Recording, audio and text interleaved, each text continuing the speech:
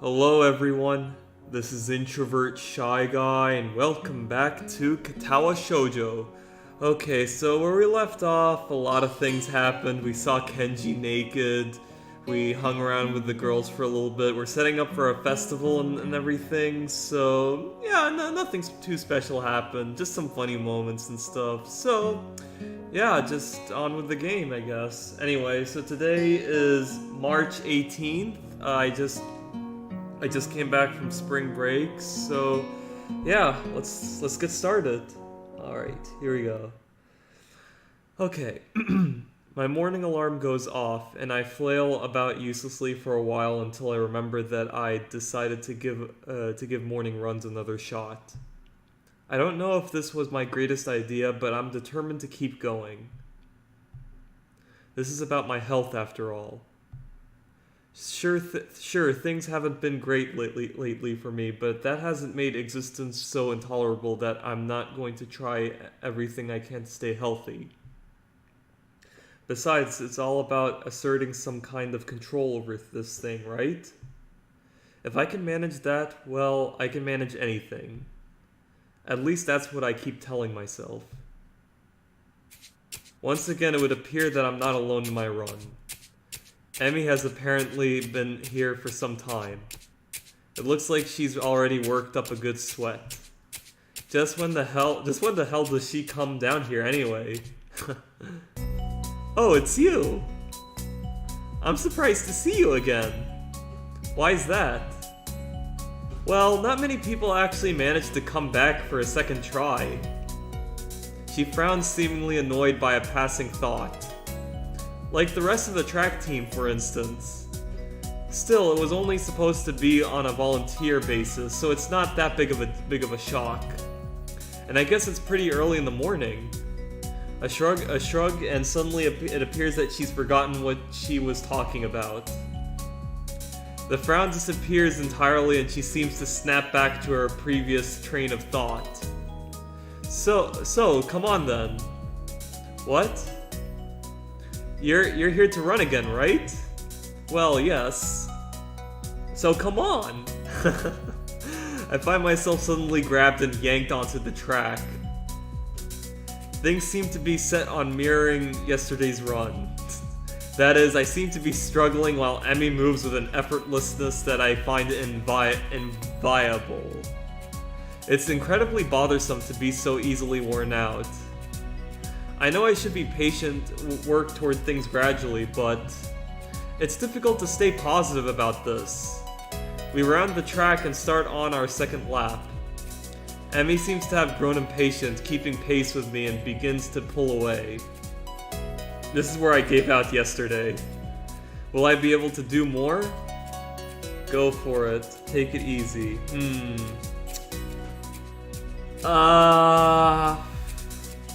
I'm gonna say take it easy, because the doctor did say, I mean, obviously to stay active and everything, but not to do anything, like, highly stressful. So, I'm gonna go take it easy for this one. I let Emmy go with her own pace, and she doesn't show mercy, pulling half a lap ahead of me in an instant. I don't blame her. I mean, it's not as if I'm really putting up any sort of real fight out here, is it? Instead, I'm just running at a steady pace, which is what I should be doing, right? There's no need to go pushing my limits at this stage of the game.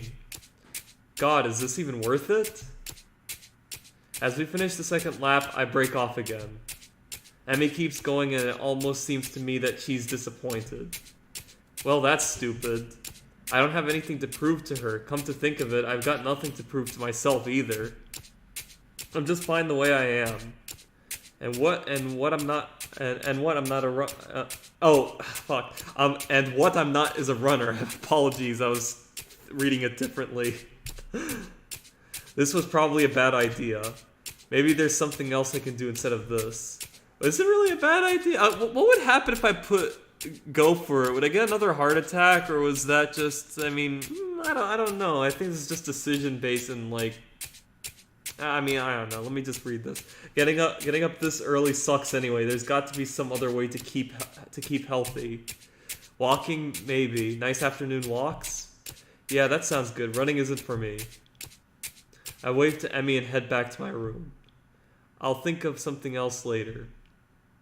I wonder what would happen if I said keep on going. It would be like giving me a path to go on a date with Emmy or something? I don't know. It's just that I'm not really sure if there are consequences in this. I mean, there are consequences, but I don't know if it has to do with relationship consequences or even health consequences as well. I mean, I wonder, can you die in this game? That's what I'm wondering. So, I mean, I don't know. That's why I kind of took it easy, because I felt like, I don't know. I don't think his body would allow it. That's why. But, I don't know. Maybe I think it would have done something else if I said to keep on trying. So, I don't know. Anyway, back in my room, the first thing I see is the familiar row of medication bottles lined up on top of my dresser, and it makes me depressed as usual. It's annoying. I thought I was okay. I thought I had made my peace with this thing, gotten over it. But what I really did, I allowed myself to forget that I have a problem. Being here really reminds me of the reality, and trying to fight against it just hurts. Excuse me. Reflecting on it is only going to do so much. I've done this before, for months. It seems like it's time to get over it.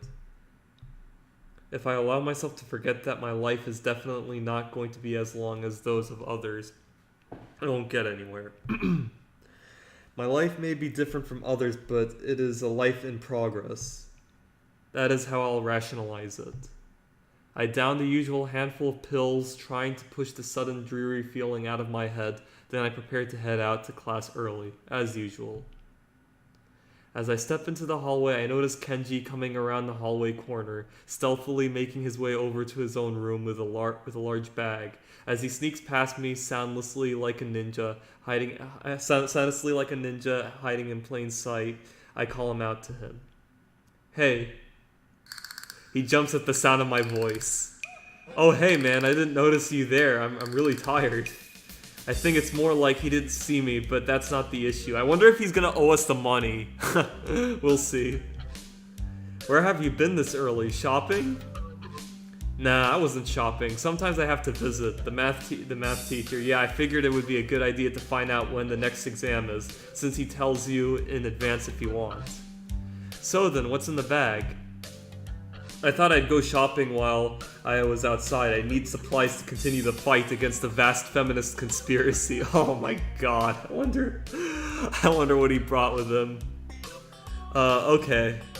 I thought you didn't go outside. I wear a hat now. I wonder if it's made out of tin foil. I decided not point out that he is not wearing a hat. An awkward silence settles between us, and then Kenji breaks it by pushing his door open slowly, releasing a creaking sound into the air that only makes the moment seem more awkward. He sets the bag down inside his room and then closes the door.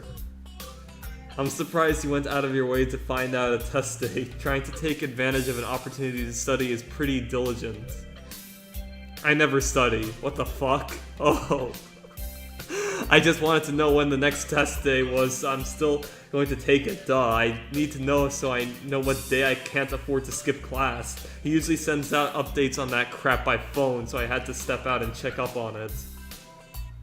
And why do you have to go out when you can get it on your phone?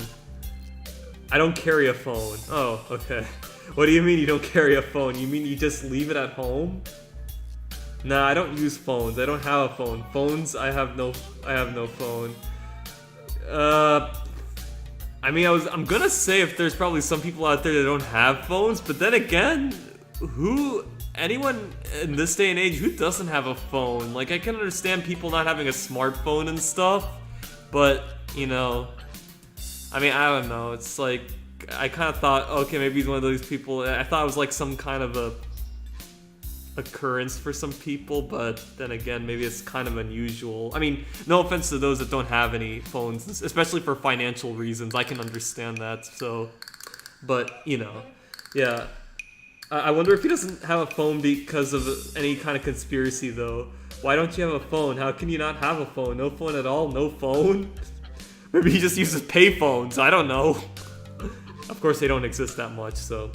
I just don't like phones. Actually, I'm kind of scared of them. I don't know why. I think it's some kind of repressed trauma. Okay.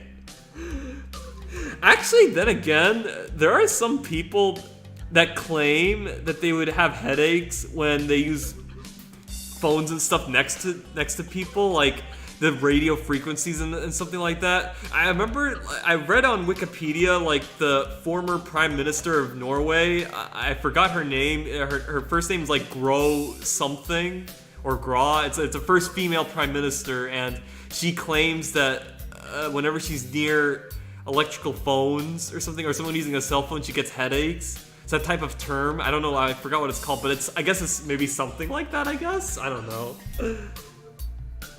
But basically, when I hear a phone, I get nervous. It's my darkest secret. I mean, of course, it's not headaches, but, you know. I have two theories on it. Either I have some fear of receiving some undefined, ominous, life-altering doom call, or I was beaten with a phone in the past. Beaten so badly I can't remember it. So some, like, deep, subconscious, Freudian, like, thoughts and stuff. I don't know. The subconscious. Beaten in the head. Well, where else could I get beaten with a phone? That would make me unable to remember it. The ass. The ass, okay. Unexpectedly logical. I feel very depressed now, sensing this conversation is more or less over. Kenji opens his door again and prepares to head inside. Yeah, I'm going to sleep, dude. Have a good one. Class is going to start in like 20 minutes. I already did something today. It's too tired to go to school. Hey, you need some lip balm? I accidentally bought 2 because I thought the store had started selling individual double A batteries. Okay. He confuses lip balm with double A batteries? Thanks, but no thanks. Whatever, man. Well, there he goes. Man, that boy's not right. It's a quote from Hank Hill. That boy ain't right. I don't know, I love King of the Hill. He swiftly enters his lair, finally letting me go to the class. For a change, I'm not among the first ones to come to morning class. Instead, almost everyone else seems to be here already. I recognize most of my class by their faces by now, though the names escape me still. The class goes on lazily. I think I'm starting to get into the rhythm of the school. I have even stopped worrying about taking notes and being overtly attentive. The first days I was pretty high-strung in class. Mutao finishes his lecture about electricity early, but continues without a pause about the festival.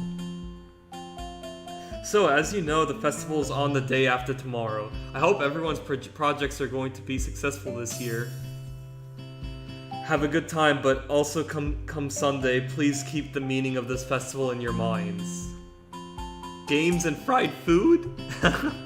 Everyone bursts out in laughter, and so do I. I love Shima. Yes, thank you, Mikado. But what I meant is, the remainder of his sentence is buried beneath the ring of the lunch bells, and everyone starts packing their things. Vitao deliberates for a moment, but since almost nobody seems to pay attention anymore, he gives up and sits down. It's crowded in the hallway, or as crowded as hallways in this school probably get. Most of the students seem to be heading down for the cafeteria. Hisayo! Huh, it's her! I'm going to take you a one-time only super extra special lunch offer. Emmy's homemade lunch boxes and the privilege of enjoying them in private with 2 bombshell beauties. Ooh, I wonder who that would be. Her overtly flirtatious sales pitch echoes in the hallway, a remarkable feat since it's full of people. Emmy strikes a very confident-looking pose as though as an attempt to one-up her own ridiculousness, puffing her very modest chest and making the V for victory sign with her hand. Haha. Sounds delicious. To what do I owe this honor of being invited? Excuse me. You stood there looking really lost and sad, so I thought you could use some company. Oh, so she's a cheer-upper, I guess. That is probably the most depressing reason imaginable. So how about it? You're probably really lonely and would eat that awful cafeteria food all alone otherwise. Oh fuck, I'm kidding. I kind of double tapped. I don't think I skipped anything. Sure, I'll have your lunch offer with pleasure. Let's go to the rooftop. There we go. The roof? Yeah, like any other traditional anime trope. Why the roof? Because that's where we eat lunch. Not really. Like, in Japan, I actually heard this in stuff that they do in anime that doesn't apply to real life in Japan, that apparently the rooftops in Japan are always locked. So you can't go to the ceiling whatsoever. But then again, I guess in anime they kind of do that, as in, like, they probably just hack the lock, and it's like the only times in the anime where it's just two characters alone with each other or something like that. You know, I like to think that they just hack the lock while everyone else doesn't do that, so that's why they have some private time, you know? Something like that. And if I don't get up there, then she'll probably wander off, and then I just know she'll go hungry because she never packs a lunch for herself. Who will? Come with me. Without answering my question or waiting for a response, she grabs me by the arm and drags me through the hallways. I attempt to make conversation on the way. Why do you have an extra lunch? Emmy smiles guiltily. Actually, it's yesterday's lunch. I slipped in a run at lunch and forgot to eat it. Huh? Okay, finally it's quiet. It was kind of noisy before that. The stairway to the roof is a little dilapidated, but it's clearly been used recently. At the top of the stairs is a door complete with missing padlock. I wonder who the intrepid individual was that removed the intrepid individual was that removed the lock. It was that removed. I don't know if is that a right grammar sentence? I don't know. It looked kind of weird. Emmy shoves the door open and steps beaming into the sunlight. Suddenly, a tall, dark, strange... it's fucking Rin. A tall, dark stranger appears out of nowhere, standing imposingly in front of us. Emmy flinches back, almost falling back down the stairs. Eek! Hello. Yipes, you scared me, Rin. Wait, isn't she? Hello. Noticing that Rin is speaking to me, Emmy looks curiously at me. You two know each other? I look confusedly at Emmy. She's that friend of yours? Rin has turned her gaze towards the clouds drifting above the school. I didn't know you knew this person, Emmy. The awkward silence lasts only for a few seconds until Emmy lets out a tiny giggle, shrugging the coincidence off. I invited Hisayo for lunch. If you know him, that's just better. Oh, does this mean I don't get food? Or do you invite him for lunch without the lunch? Neither. I have food for 3. Nice thinking. They walk to the other end of the roof while I stay at the clock tower for a while, taking in the atmosphere. There is nobody else but us here. I guess the roof is not as popular as it is in other schools. A few rundown benches and tables are scattered around the edges, perhaps in an attempt to make the rooftop look less desolate. The small pebbles covering the roof rattle beneath our feet. I peek through the chain link fence to take a look at the school grounds and beyond. Students are strolling in pairs and groups around the quadrangle and at the cafeteria. A few delivery trucks are driving past the school towards the convenience store nearby. Somewhere a watchdog barks at a passerby. Somehow when I look towards the town center, the small town feel strikes me very strongly, almost palpably. The hectic lifestyle of big metropolises, I think, seems so far away and foreign here. Nobody has to run to catch a bus like their life depended on it, or get their senses overloaded by the neon lights and traffic jams. I feel surprisingly optimistic about this new life of mine, looking at my new hometown even if it's going to be mine for only one short year. Finding out about my illness and having to move away from home all came so suddenly, I haven't had time to think how I feel about it. When I step out of the shadow of the clock tower to the open, I feel warmth touching my back. The sun shines from a perfectly clear, curling sky. A The cool breeze sweeping over the rooftop makes me shiver, but only briefly. The wind carries a scent of trees and flowers, not smog and car exhaust like it used to just a few weeks ago. Emmy settles on a bench with Rin and Tao and produces one big and one too small lunch boxes from her bag. Come on, Hisaya, what are you waiting for? She's beckoning me to join them, making room on the already small bench. I seat myself on the corner of the bench to take as little space as possible. It's pretty cramped, but somehow all three of us fit on it. Impressive view. Emmy suppresses a giggle and places a lunchbox in front of Rin, and hands another lunchbox to me. Here you go, lunch as promised.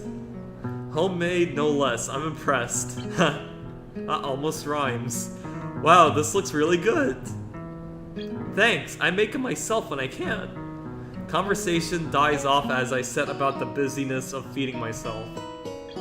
Taking a few bites, I glance up and notice Rin deftly opening the lunchbox and popping a fork of food into her mouth using only her feet.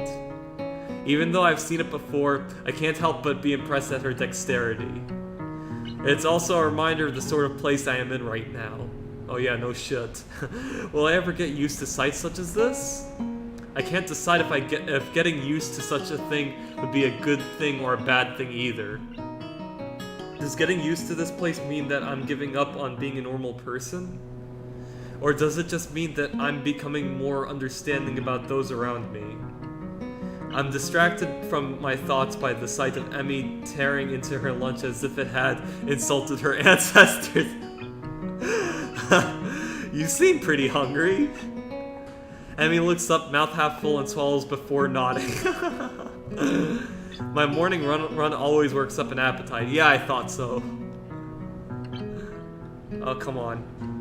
Which is great because then I burn through lunch pretty quickly. Yeah, I try clicking on it, but sometimes, you know, it doesn't respond. Through lunch pretty quickly. Helps me keep my girlish figure. Oh, that's nice. What would happen if you'd lose it? Would you become a man?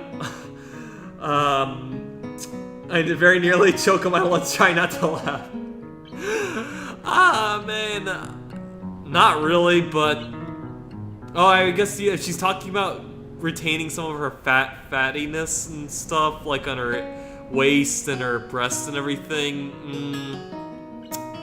Yeah, you could probably lose it, but you'd still have some of the femininity showing, like in terms of bone structure, and at least you would have some breasts, you know, showing, if you know what I'm saying. Some of it. I mean, maybe it'd be flattened a bit, but you know what I'm saying. I don't know.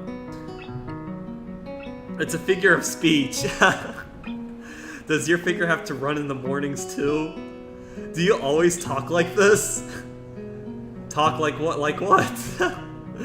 I think that answers my questions. I fucking love Rin. I mean, like, wow. Never mind. So, I struggled to think of small talk and settle on the obvious question. How'd you two meet? Rin seems content to let Emmy answer this question. Someone in the housing department thought that we'd complement each other well, so we were assigned rooms next to one another. Oh yeah, makes sense. The girl with no legs and the girl with no arms. Makes sense. Complement each other? Like shoes and a suit. Ha! Huh? Emmy giggles at my confusion. I mean, what? Come on, it's obvious. I mean, like, really? What'd you think? You know, put us together and we've got all our limbs, get it? Yeah, fucking obvious. I don't know why this guy didn't get it. So I started helping Rin get ready in the mornings, and that was that. I mean, you can't help someone get dressed every morning and not get along. Oh, okay, of course. I mean, I thought... Here's the thing, I thought it was more like a, Does she really help Rin dress up? Because I thought this was more like easier for them to be friends. Like, they could, like, work out their, you know, their flaws and stuff, and that they'd easily complement each other. I had no idea. Maybe this could also do with you know, stuff like putting clothes on and even making food, I guess. I mean, okay, that probably makes even more sense than what I thought. I mean, maybe that too, but you know. Okay, I see. Rin chooses this moment to interject. I have trouble with shirts. Okay, yeah, there you go. Right, that seems fairly obvious. Damn, that's pretty, like, intense, I have to admit. Really? Kind of. This isn't helping, but at least Emmy seems to find the whole thing funny. That, combined with the fact that Rin is genuinely curious, makes me feel slightly better and yet confused. I mean, you've got no arms. So, putting on a shirt seems like one of those things that would be difficult. You know what? I'm going to just stop talking now. It'll save me a lot of trouble in the long run. Rin nods in what I suspect is meant to be a sage manner. I see. The conversation dies as I turn my attention back at my lunch. It's really quite good. Emmy finishes her lunch first and makes a contented noise. Ah, that was good. As she busies herself with cleaning up her lunch, Rin speaks up. I'm thirsty. Oh, I almost forgot about that. Sorry. With a flourish, she reaches into her bag and removes a trio of juice boxes. Oh, how nice! She tosses me one that appears to be cranberry juice, one to Rin that appears to be some kind of strawberry milk, complete with pink color scheme, and keeps an equally pink box of some kind of fruit punch for herself. Rin dexterously stabs her straw through the top of her box and begins to drink. I'm once again impressed by how flexible she is, but this time I keep my comment to myself. Yeah. Somehow I don't think either Emmy or Rin are the sorts of people to think twice about the way they work around their particular disabilities. Rin especially so. Indeed, she gives off the impression of being entirely unaware that she's missing any limbs at all. Whether or not that's a conscious decision is another matter. I'm honestly not sure. So, Hisaya, how do you like it up here? It's quite nice, actually. I like high places for the view. Thanks for inviting me up here. And for the lunch, too. Emmy grins a 1,000-watt grin, pleased by my response, I suppose. No problem. Feel free to eat with us next time too, okay? I won't make you a lunch, but you can bring your own up here. No lunch service? I don't know. Emmy looks mock offended. Trying to take advantage of my good nature. The nerve. She giggles. Well, if that's your answer, I guess Rin and I will just keep eating lunch all alone. I'm suddenly assaulted by the most heart-rending puppy dog eyes I've ever seen as Emmy pouts. Kidding, I was kidding. I'd love to eat lunch up here again. Good location and the company's okay too. Emmy frowns a bit at my declaration of okay, but seems happy enough that I've accepted her invitation. I guess this makes us friends now. Or at least acquaintances. The lunch bell rings, signaling a return downstairs. Rin, you didn't finish your lunch again. I wasn't that hungry. If you don't eat more, you're going to fade away. Rin shrugs as if this is an acceptable risk. Come on, we'd better get going. The three of us head down the stairs together.